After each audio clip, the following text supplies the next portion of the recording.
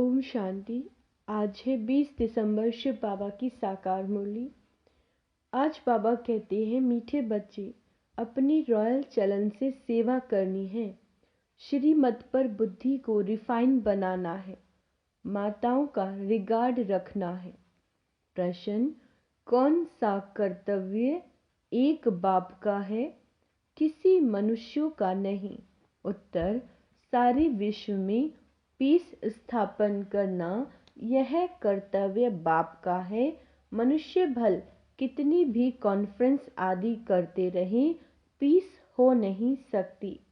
शांति का सागर बाप जब बच्चों से पवित्रता की प्रतिज्ञा कराते हैं, तब पीस स्थापन होती है। पवित्र दुनिया में ही शांति है। तुम बच्चे यह बात सबको बड़ी युक्ति से और भक्ति से समझाओ, तब बाप का नाम बाला हो। गीत है, मैं एक नन्हा सा बच्चा हूँ। ओम शांति। यह गीत तो भक्ति मार्ग का गाया हुआ है, क्योंकि एक तरफ भक्ति का प्रभाव, दूसरी तरफ अब ज्ञान का प्रभाव है। बाबा कहते, भक्ति और ज्ञान में दिन रात का फर्क है। कौन सा फर्क है? यह तो बहुत सहज है। भक्ति है रात और ज्ञान है दिन। भक्ति में है दुख। जब भक्त दुखी होते हैं तो भगवान को पुकारते हैं, फिर भगवान को आना पड़ता है दुखियों का दुख दूर करने। फिर बाप से पूछा जाता है, ड्रामा में क्या कोई भूल है? बाप कहते, हाँ, बड़ी भूल है, जो तुम मुझे भूल जाते हो। कौन भुलाते हैं? माया, रावण। बाप बैठ समझाते हैं, बच्चे, ये खेल बना हुआ है। स्वर्ग और नरक होता तो भारत में ही है। भारत में ही कोई मरता है तो कहते हैं बैकुंठ वासी हुआ। यह तो जानते नहीं कि स्वर्ग अथवा बैकुंठ कब होता है। जब स्वर्ग होता है तो मनुष्य पुनर्जन्म जरूर स्वर्ग में ही लेंगे। अभी तो है ही नरक, तो पुनर्जन्म भी जरूर नरक में ही लेंगे, जब तक स्वर्ग की स्थापना हो। मनुष्य ये बातें नहीं जानते। एक है ईश्वरीय अथवा राम संप्रदाय, दूसरा है रावण संप्रदाय। सतयुग त्रेता में है राम संप्रदाय। उनको कोई दुख नहीं है, अशोक वाटिका में रहते हैं। फिर आधा कल्प बाद बाबा कहते रावण राज्य शुरू होता है। अब बाप फिर से आदि सनातन देवी देवता धर्म स्थापन करते हैं। वह है सबसे सर्वोत्तम धर्म। धर्म तो सब है। धर्मों की कॉन्फ्रेंस होती है। भारत में अनेक धर्म वाले आते हैं, कॉन्फ्रेंस करते हैं। अब जो भारतवासी धर्म को मानने वाले ही नहीं, वह कॉन्फ्रेंस क्या करेंगे? वास्तव में भारत का प्राचीन धर्म तो है ही आदि सनातन देवी देवता धर्म। हिंदू धर्म तो है नहीं, सबसे उच्च है देवी देवता धर्म। अब कायदा कहता है, सबसे ऊंचे से उच्च धर्म वाले को गद्दी पर बिठाना चाहिए। सबसे आगे किसको बैठाएं? इस पर भी कभी इन्हों का झगड़ा लग पड़ता है। जैसे एक बार कुंभ के मेले में झगड़ा हो गया था। वह कहे पहले हमारी सवारी चले, वह कहे पहले हमारी। लड़ पड़े थे। तो अब इस कॉन्फ्रेंस में बच्चों को ये समझाना है कि ऊंचे से उच्च कौन सा धर्म है। वह तो जानते नहीं। बाप कहते हैं आदि सनातन है ही देवी देवता धर्म, जो अब प्राय लोप हो गया है और अपने को हिंदू कहलाने लग पड़े हैं। अब चीन में रहने वाले अपना धर्म चीन तो नहीं कहेंगे। वो लोग तो जिसको नामी ग्रामी देखते हैं, उनको मुख्य करके बिठा देते हैं। कायदे अनुसार कॉन्फ्रेंस में बहुत तो आ नहीं सकते, सिर्फ रिलीजन के हेड्स को ही निमंत्रण दिया जाता है। बहुतों से फिर बहुत बोलचाल हो जाता है। अब उन्हों को राय देने वाला तो कोई है नहीं। तुम हो ऊंचे उच्च देवी देवता धर्म वाले, अब देवता धर्म की स्थापना कर रहे हो।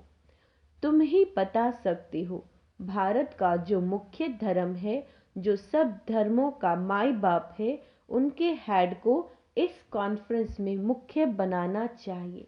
गद्दी नशीन उनको करना चाहिए, बाकी तो सब है उनके नीचे।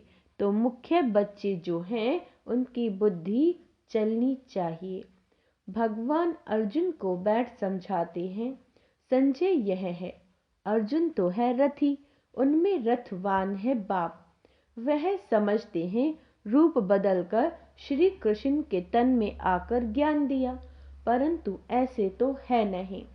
अब प्रजापिता भी है, त्रिमूर्ति के ऊपर बहुत अच्छी रीति समझाया जा सकता है। त्रिमूर्ति के ऊपर शिव बाबा का चित्र जरूर चाहिए, वह है सूक्ष्म वतन की रचना। बच्चे समझते हैं यह विष्णु है पालन करता, प्रजापिता ब्रह्मा स्थापन करता, तो उनका भी चित्र चाहिए। ये बड़ी समझ की बात है। बुद्धि में रहता है प्रजापिता ब्रह्मा जरूर है, विष्णु भी तो चाहिए, जिससे स्थापन कराएं उससे ही पालना भी कराएंगे। स्थापना कराते हैं ब्रह्मा से, ब्रह्मा के साथ सरस्वती आदि बहुत बच्चे हैं। वास्तव में यह भी पतित से पावन बन रहे हैं। तो कॉन्फ्रेंस में आदि सनातन देवी देवता धर्म की हेड्स जगदम्बा होनी चाहिए, क्योंकि माताओं का बहुत मान है। जगत अम्बा का मेला बड़ा भारी लगता है, वह है जगत पिता की बेटी। अब आदि सनातन देवी देवता धर्म की स्थापना हो रही है। गीता एपिसोड रिपीट हो रहा है। यह वही महाभारत की लड़ाई सामने खड़ी है। बाप भी कहते हैं, मैं कल्प के संगम युग पर आता हूँ, भ्रष्टाचारी दुनिया को श्रेष्ठाचारी बनाने। जगत अम्बा गॉडेज ऑफ नॉलेज गाई हुई है, उनके साथ ज्ञान गंगाएं भी हैं। उनसे पूछ सकते हैं कि उनको ये नॉलेज कहाँ से मिली हुई है।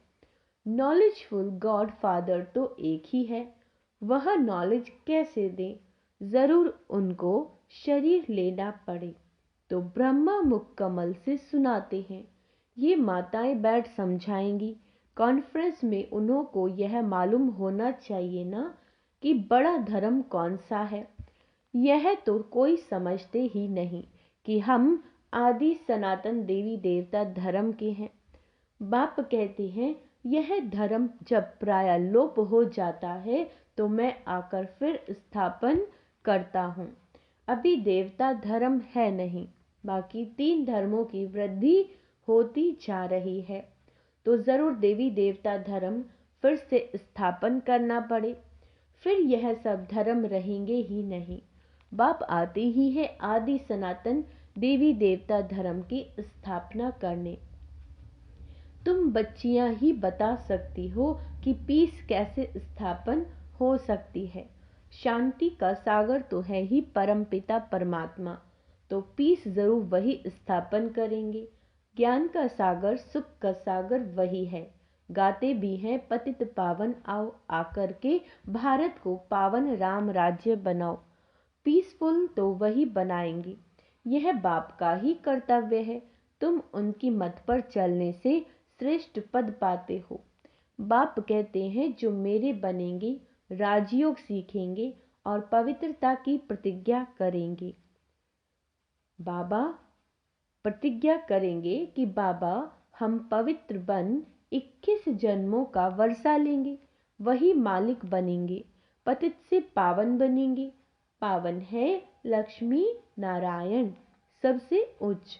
फिर अभी पावन दुनिया की स्थापन हो रही है।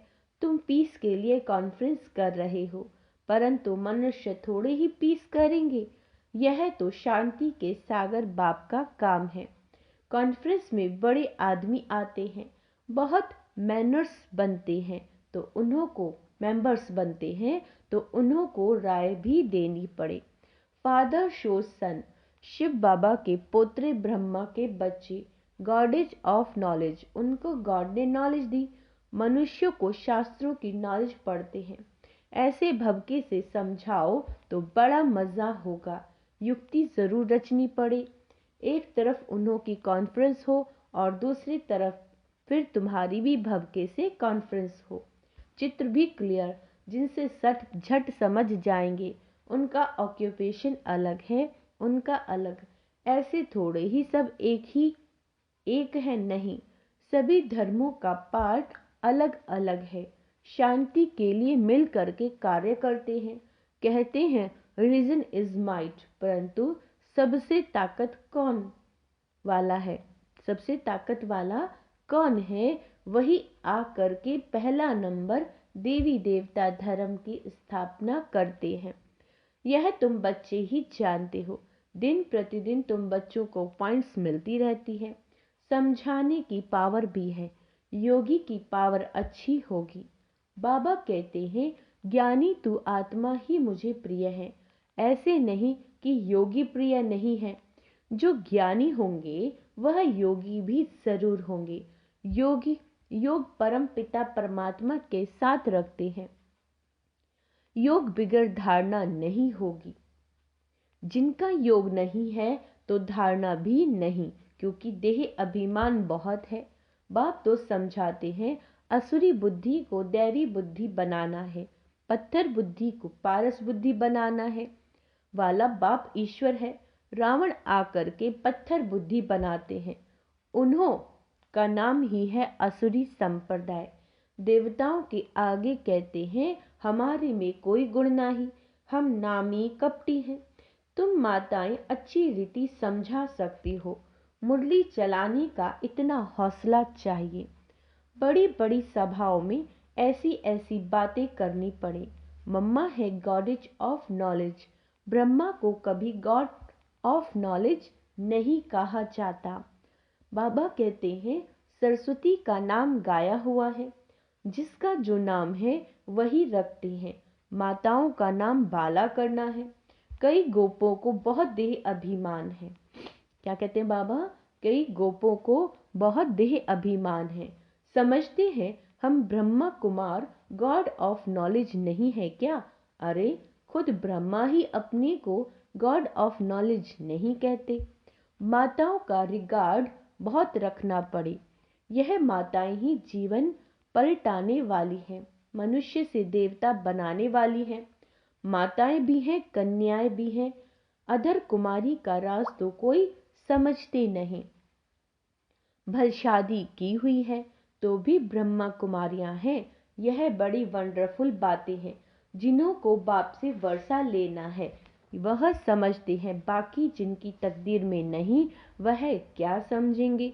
नंबर वार दर्जा जरूर है। वहां भी कोई दास दासी होंगे, कोई प्रजा होंगे। प्रजा भी चाहिए। मनुष्य सृष्टि वृद्धि को पाती रहेगी तो प्रजा भी वृद्धि को पाती रहेगी। तो ऐसी ऐसी कॉन्फ्रेंस जो होती है उनके लिए जो अपनों को मुख्य समझते हैं उनको तैयार रहना चाहिए। जिनमें ज्ञान नहीं है वह जैसे छोटे ठहरे। इतनी बुद्धि नहीं। देखने में भल बड़े हैं परंतु बुद्धि नहीं है, वह छोटे हैं। कोई कोई की बुद्धि बड़ी अच्छी है। बाबा कहते सारा मदार बुद्धि पर है। छोटे छोटे भी तीखे चले जाते हैं। कोई की समझाने में बड़ी मिठास होती है। बातचीत बड़ी रॉयल करते हैं। समझेंगे यह रिफाइन बच्चे हैं। चलन से भी शो होता है ना। बच्चों की चलन बहुत रॉयल यानी मीठी होनी चाहिए।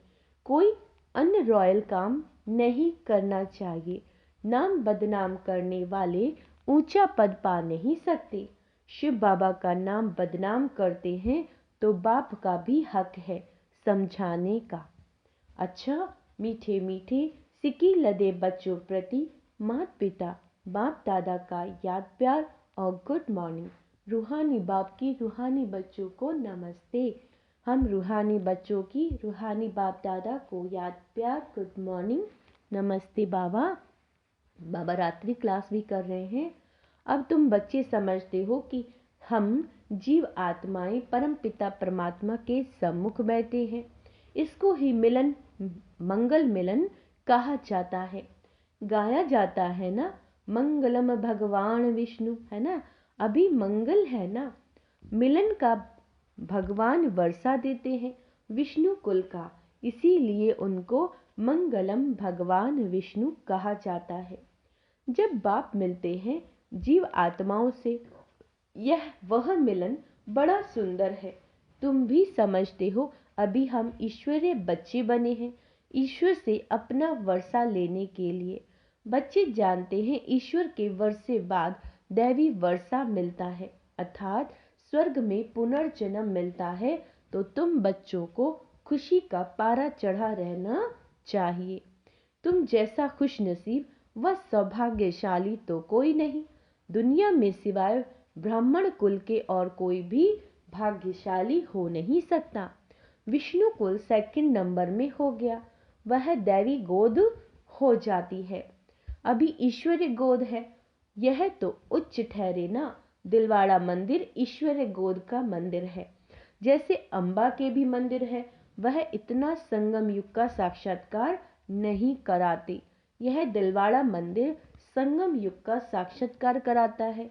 बच्चों को जितनी समझ है उतना और कोई मनुष्य मात्र को हो ना सके। जितना तुम ब्राह्मणों को समझ है उतनी देवताओं को भी नहीं। तुम संगम युगी ब्राह्मण हो, वह संगम युगी ब्राह्मणों की महिमा करते हैं। कहते हैं ब्राह्मण सो देवता बनते हैं। ऐसे ब्राह्मणों को नमः। ब्राह्मण ही नरक को स्वर्ग बनाने की सर्विस करते हैं। ऐसे बच्चों ब्राह्मणों को नमस्ते करते हैं। अच्छा, गुड नाइट बाबा। धारणा के लिए मुख्य सार, बाप का प्रिय बनने के लिए ज्ञानी और योगी बनना है, यानी ज्ञान की लाइट और माइट से भरपूर रहना है।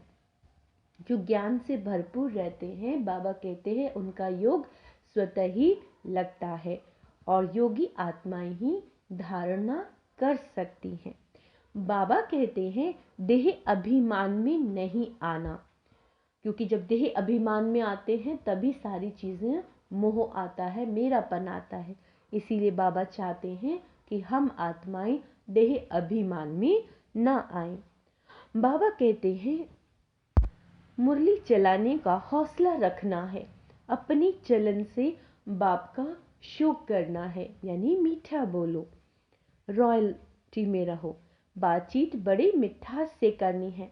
वरदान, कर्म भोग को कर्म योग में परिवर्तन कर, कर्म भोग को कर्म योग में परिवर्तन कर सेवा के निमित्त बनने वाले भाग्यवान भव।